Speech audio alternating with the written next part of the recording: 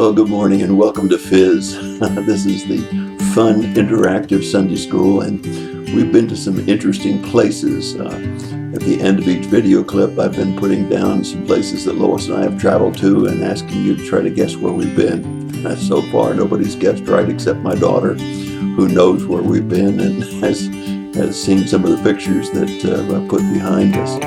But I wonder today, as you look at these pictures that I have behind me today, whether or not you can recognize any of those places. And just drop me a note to the email address on the video and let me know if you can identify some of the places that I've been. It's a fun game, and I hope that all of you would get to see some of the beauty that we've seen over the time that we've had to travel. And I hope that soon we'll all be able to travel safely and not have to wear masks and able to enjoy life again. Well, Chris Owens guessed one of those pictures that was behind me before. It was the Multnomah Falls, just 30 miles outside of Portland, Oregon. It's a two-tiered fall. That is, it falls into a pool and then falls again. 620 feet of total fall. Tallest falls in Oregon, and a beautiful, beautiful falls. We were blessed to be able to take the Lewis and Clark expedition by paddle boat up the Columbia River into the Snake River, and got the last section of their Lewis and Clark trip. But along the way we saw those falls, and they were gorgeous. If you want to see more about them, just Google it. It's MULTNOMAH. That's MULTNOMAH.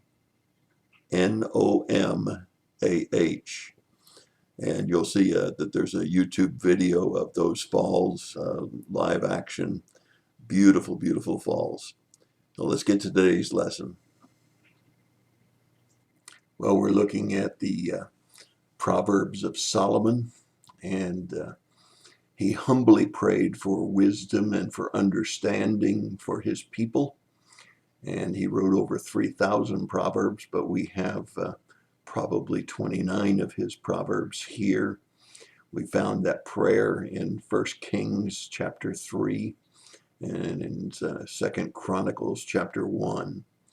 And certainly he received a great deal of wisdom and understanding.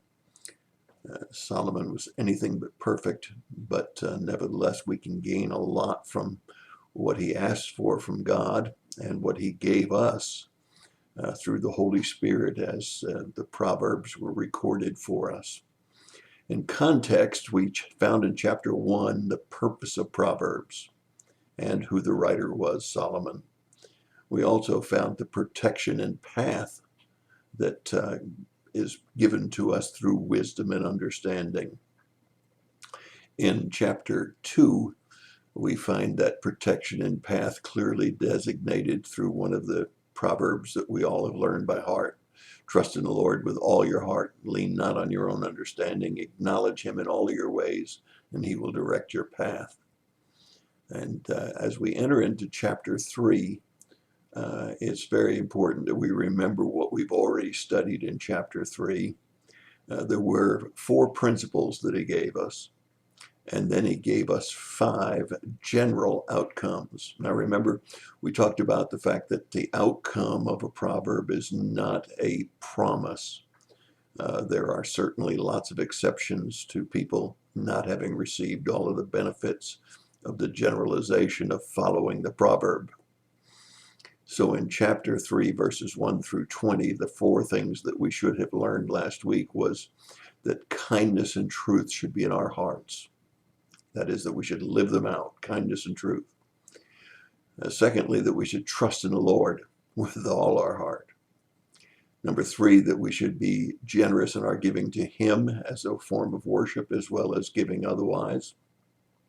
Number 3 was giving. Number 4 is accepting discipline. None of us like discipline, but we need to accept God's discipline because he loves those who he disciplines. So 4 principles: kindness and truth in our hearts, trusting the Lord, generous giving, and accepting discipline. Now, what were the 5 general rewards that we would receive by following those four principles? Well, we would have days and years of life. Remember, that's not a promise, that's a generalization. Secondly, we would find favor with man and God. I think that's almost positively going to happen when you follow those four principles, that you'll find favor with man and God. Maybe not all men, but certainly with God all the time. Number three, that we would find a healing to the body. I think that's quite interesting, isn't it? We think about doctors and medicine for all of our healing, and we certainly should use those things. We shouldn't forsake those things. But he tells us if we follow the principles of Proverbs here, that we should find a healing for the body. Number four, material blessings. Remember, not necessarily in money, but in some way God will bless us materially, and it will be more valuable than silver and gold and jewels. So material blessings. Number five, pleasant days and pleasant ways with a path of peace. Pleasant days of pleasant ways and a path of peace. The peace that passes all understanding. Not necessarily to be peace around us, but in the midst of any tribulation and trouble, we can still have an inner peace. So let's review again the five things that we receive when we follow those principles of chapter 3, verses 1 through 20.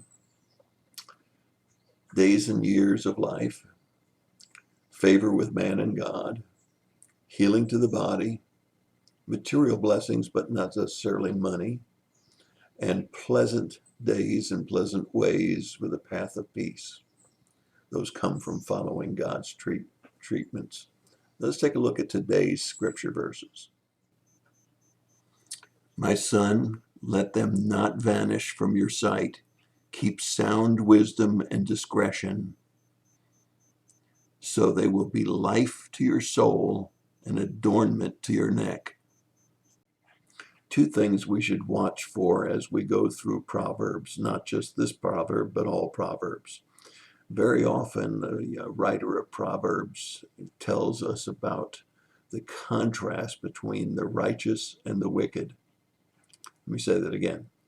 Very often, the writer is inspired to tell us a contrast between the righteous and the wicked.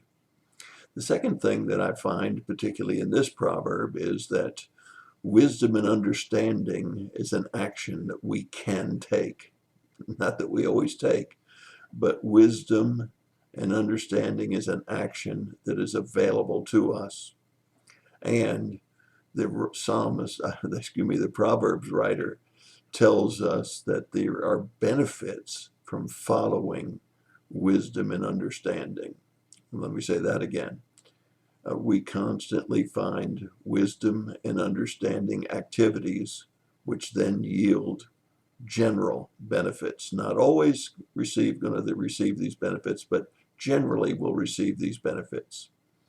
Now, John Phillips uses a wonderful illustration to help us to understand the difference between knowledge, wisdom, and understanding. They all sound alike, don't they? Wisdom, knowledge, and understanding.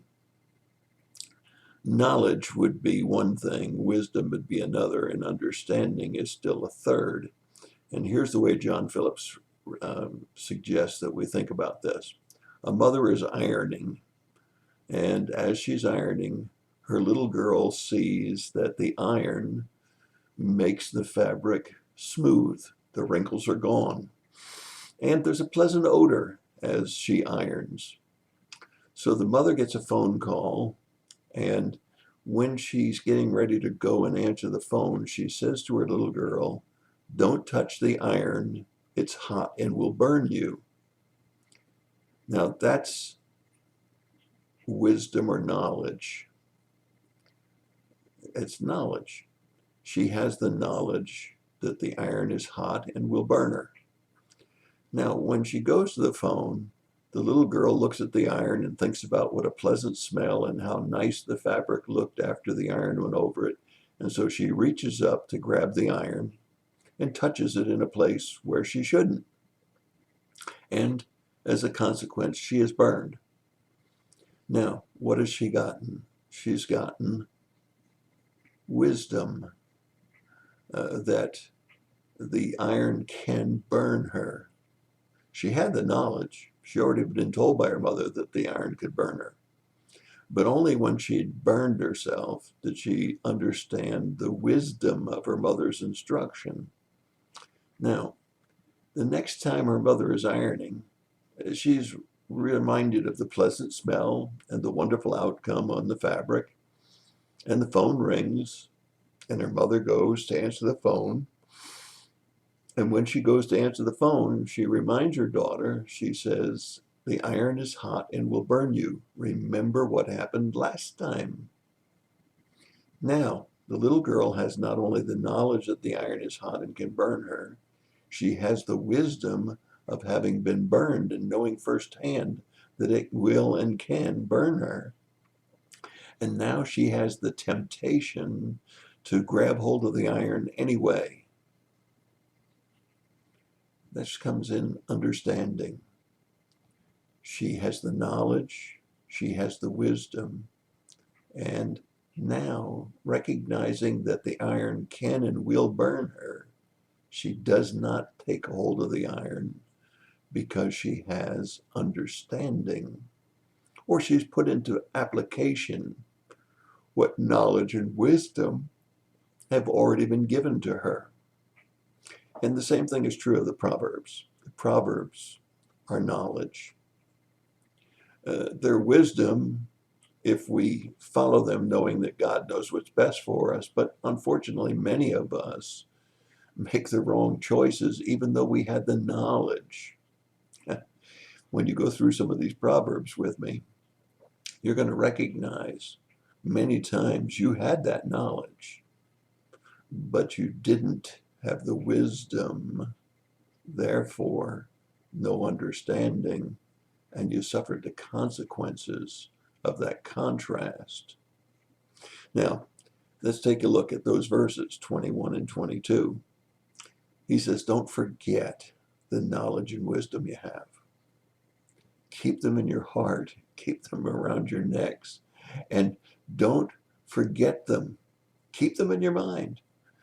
It'll be good for your life and for your soul, and you'll not get burned.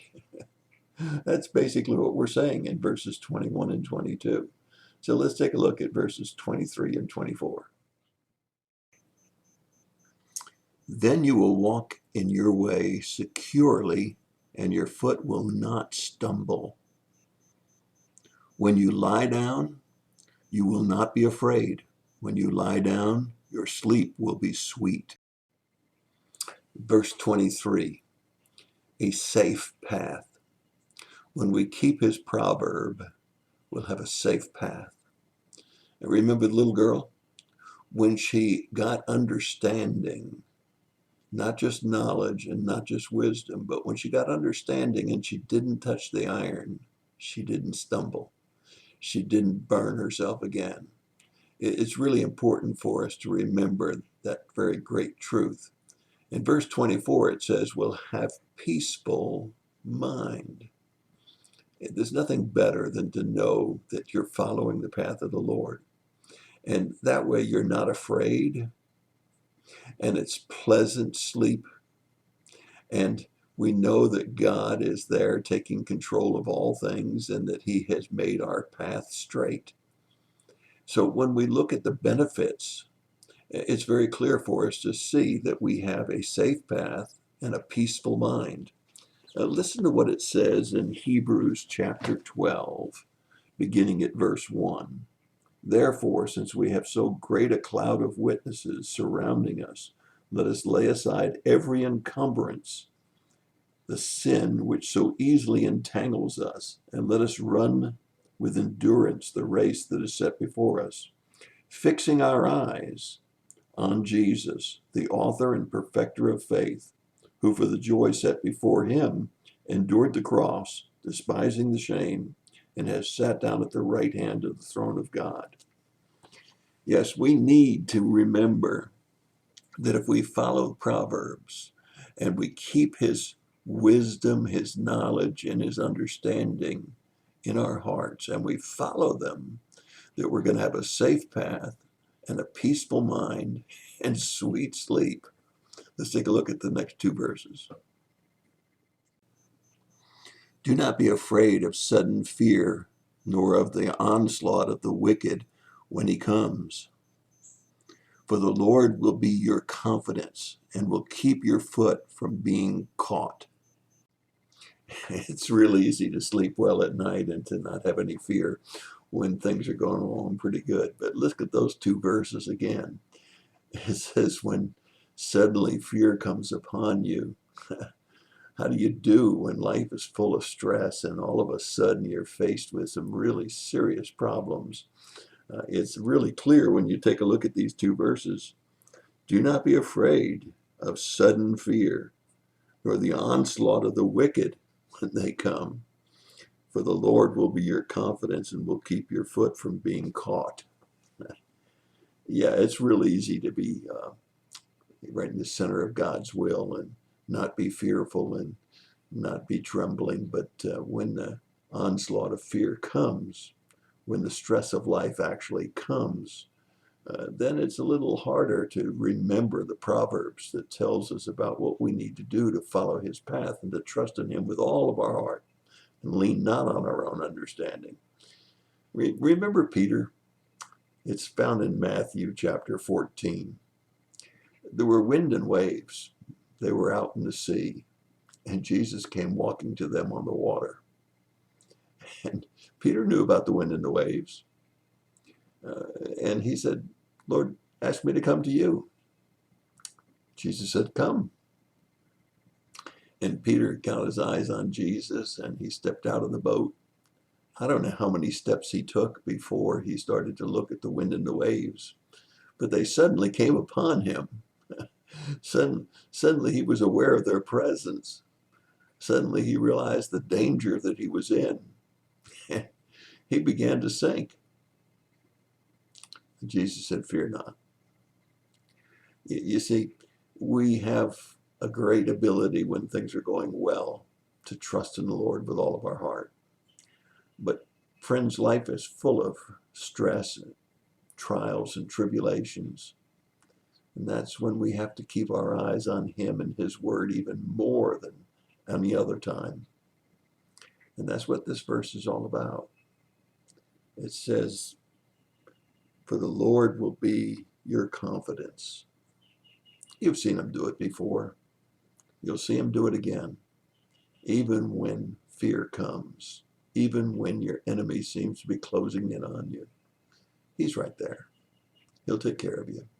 Let's take a look at the next verses. Do not withhold good from those to whom it is due when it is in your power to do it. Do not say to your neighbor, go and come back, and tomorrow I will give it when you have it with you. Do not devise harm against your neighbor while he lives securely beside you.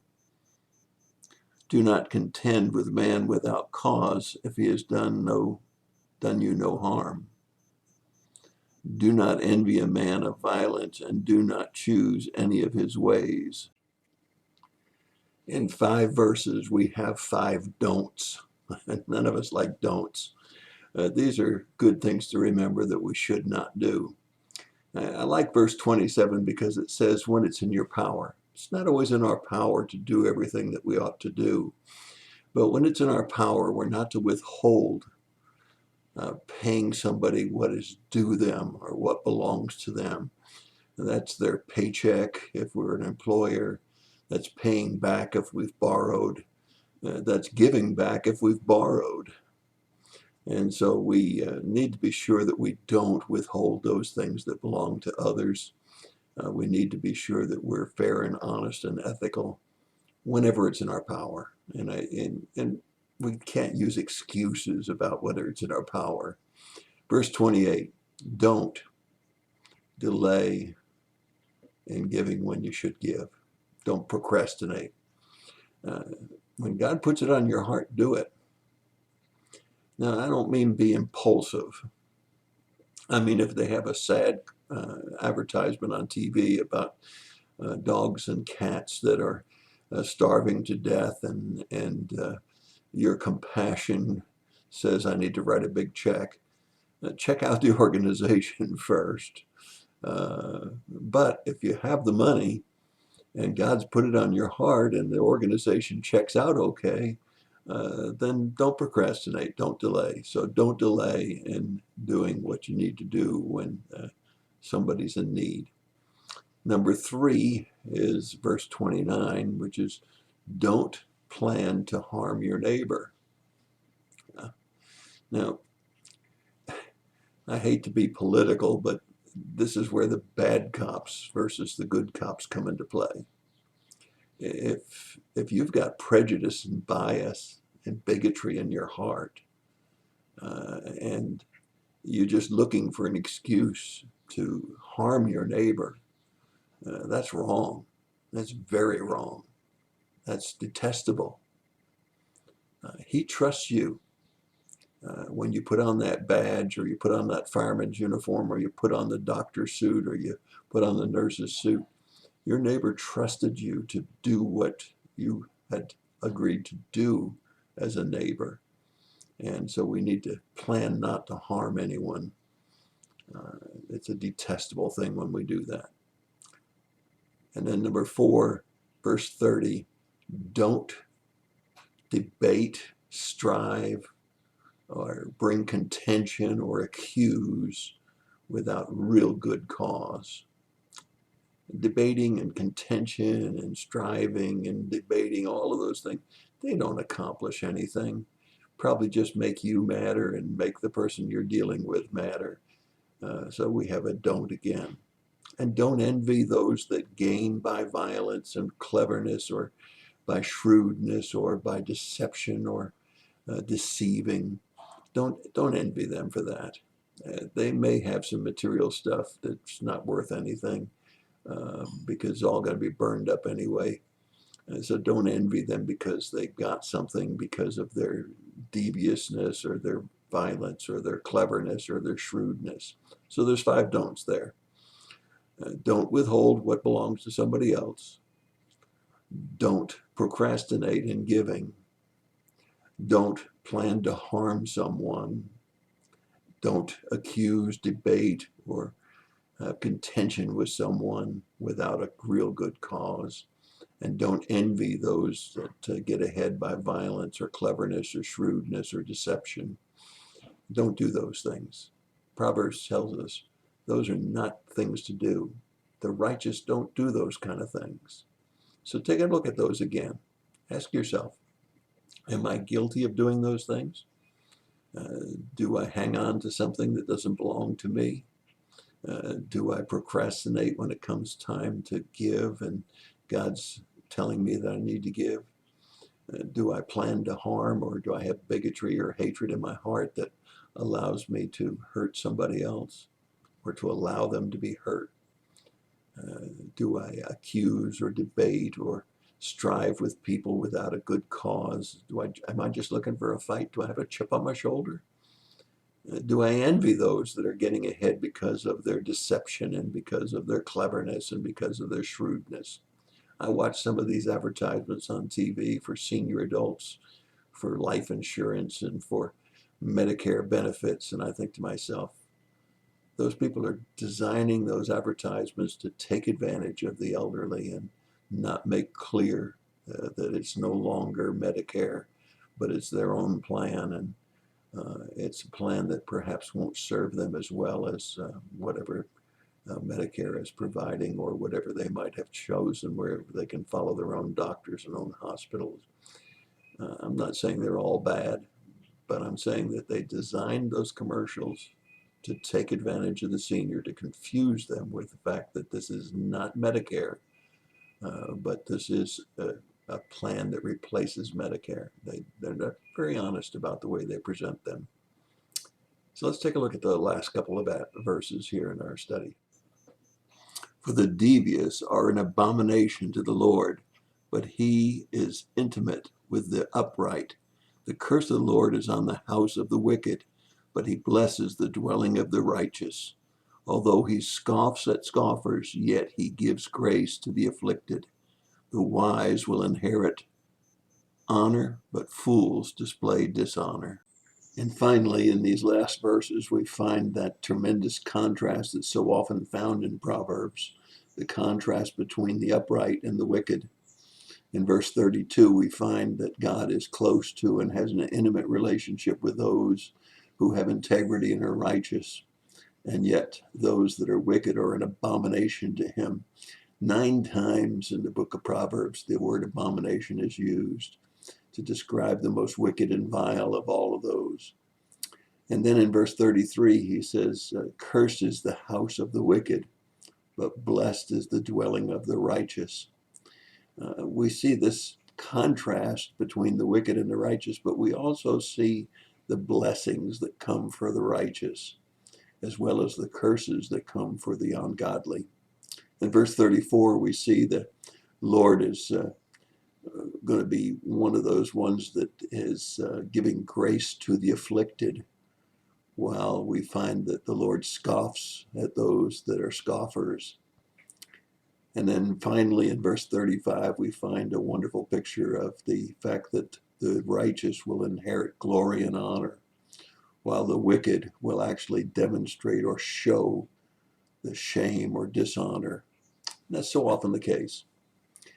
Somebody does wicked things, dishonest things, unrighteous things. Their name is smeared across the front pages of the of the television and of the newspapers, and their dishonesty, their wickedness, their unrighteousness is displayed before everyone. I remember back in Florida, the Polk County Sheriff was notorious for having times when he would set people up for making contact with juveniles, people that were underage, for sexual purposes. And one of the things that he did was to always be sure to print the names of those that would get caught in those stings, so that their name would be known throughout the community as those that were perverts, that were involved in unrighteous acts. That's exactly what verse 35 is saying. Fools will display their own foolishness. And we know that glory and honor come to those that are righteous.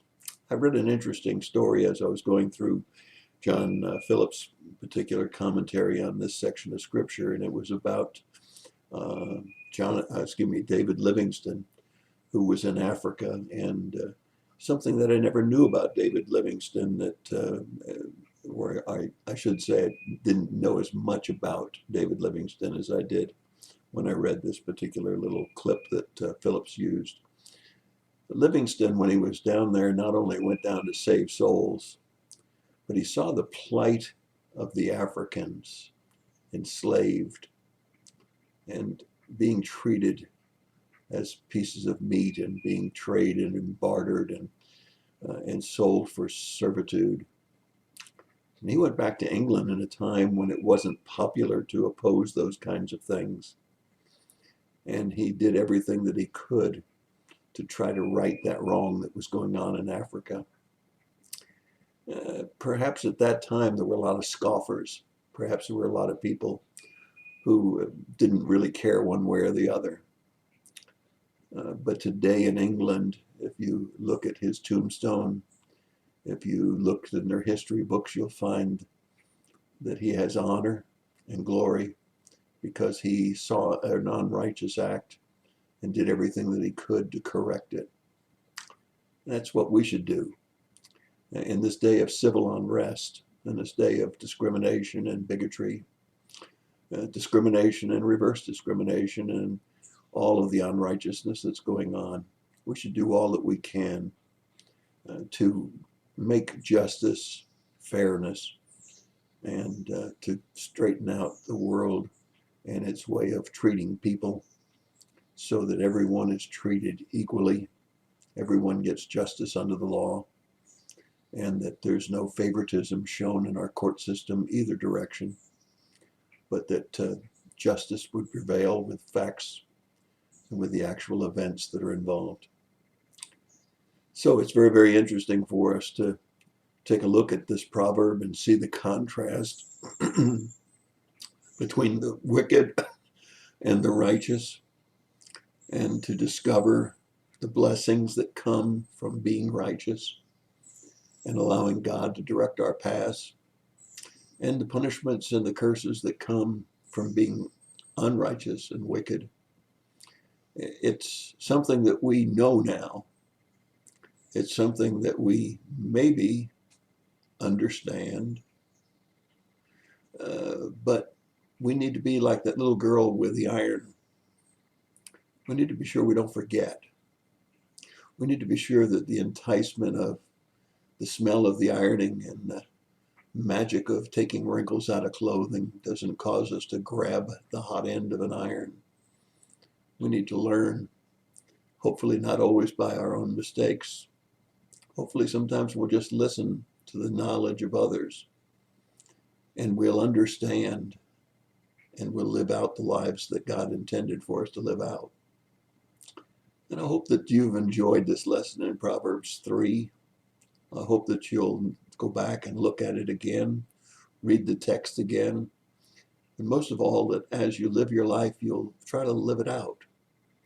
You'll put it around your neck, you'll hide it in your heart, and you'll take and understand the consequences of unrighteousness.